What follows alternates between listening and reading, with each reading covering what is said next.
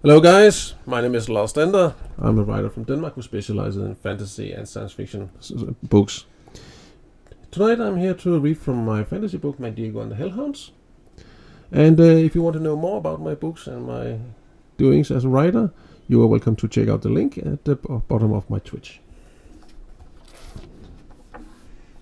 Okay, Mandigo and the Hellhounds, Part 3. The Demons of Bloodstones.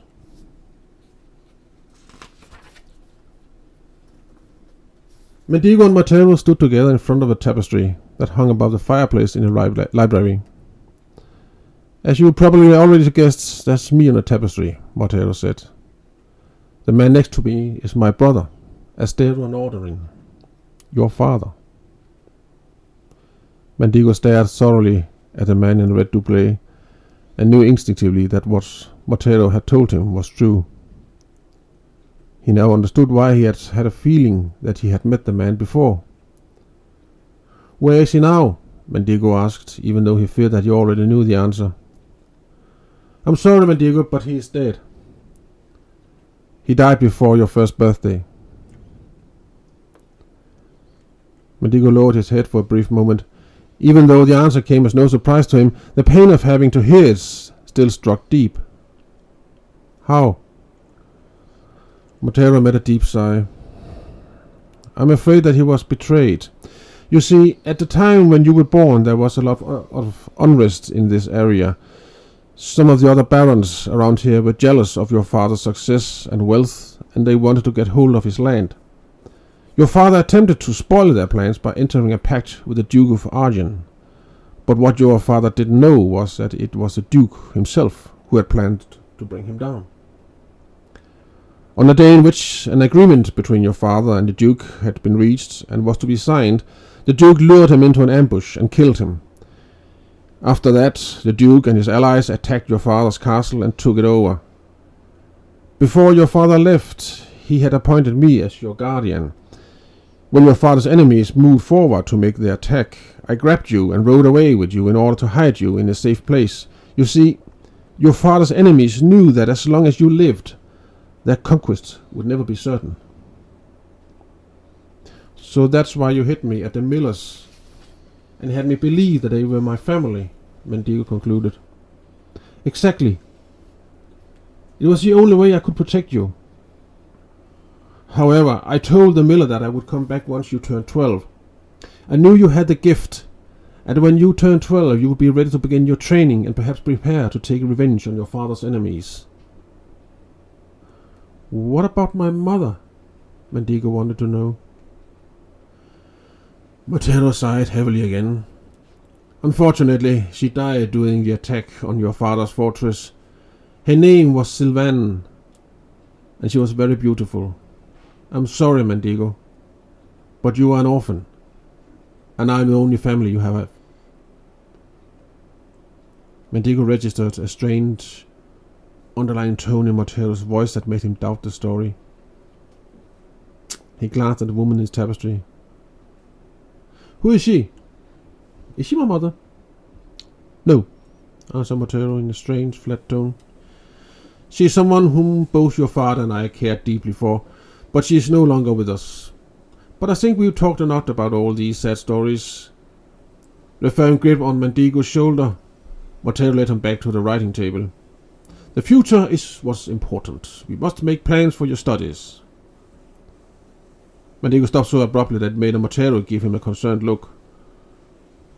What is it? Mandigo took a deep breath. There's just one more thing I need to know, he said softly. And that is? A shadow outside ran past the window. Mandigo nodded towards it.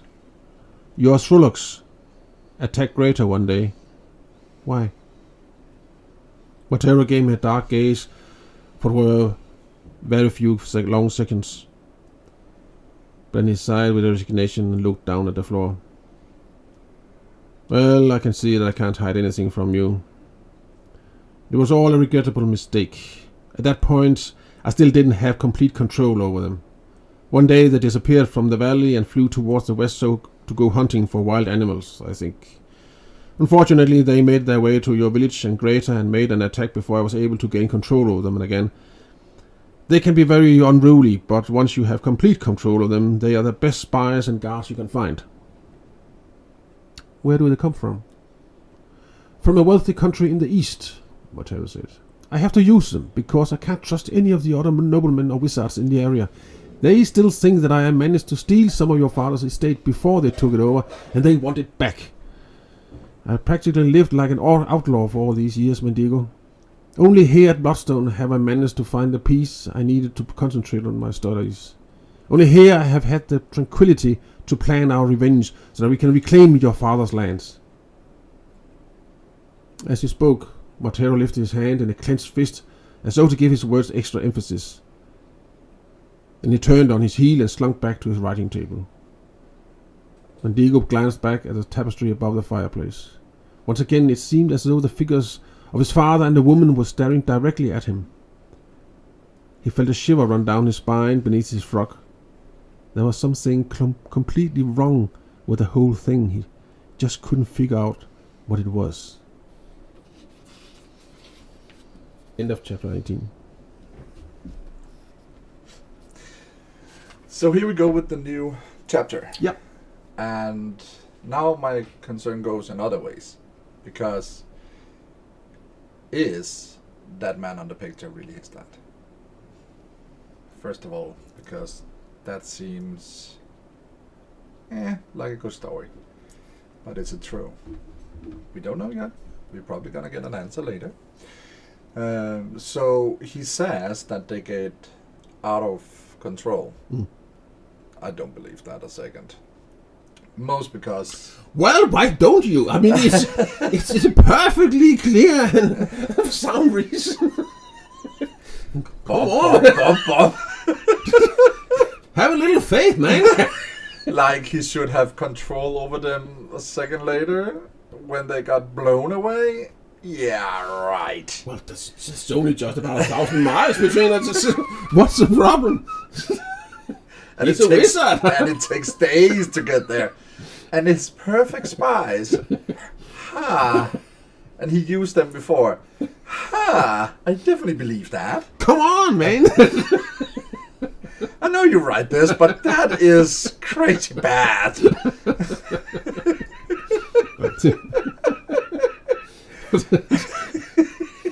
I have a hard time believing that. I can't imagine why. It's definitely, if people think just a bit, it's funny. So, but he's a good politician. Yeah, it is. He's a young kid. He's maybe easy to convince. Yes. Sure. But we're not that young, so. Okay. So, but the uncle maybe is the uncle. We don't know. But he does seem to have kind of feelings for this kid, no matter how it is. So it could definitely be they are related. Yeah. We don't know about the dad. We don't know about the mom, because that can be. But it's things. not unlikely. Exactly. But we also know he's definitely looking for something. Yeah. Because he wants power. We know that. So there must be some kind of power he can gain by maybe finding a kid that we know something about. We don't know why, but we know there's a good reason for thinking that. Yep. And Mateo himself keeps referring to the gift. Yeah, exactly. Yeah. So, with all that knowledge, do you think you have the mood for one more? For one more, yeah. Only one more? Just one more. So two more? Two Three more. Two more. Okay. Two more. Let's close this.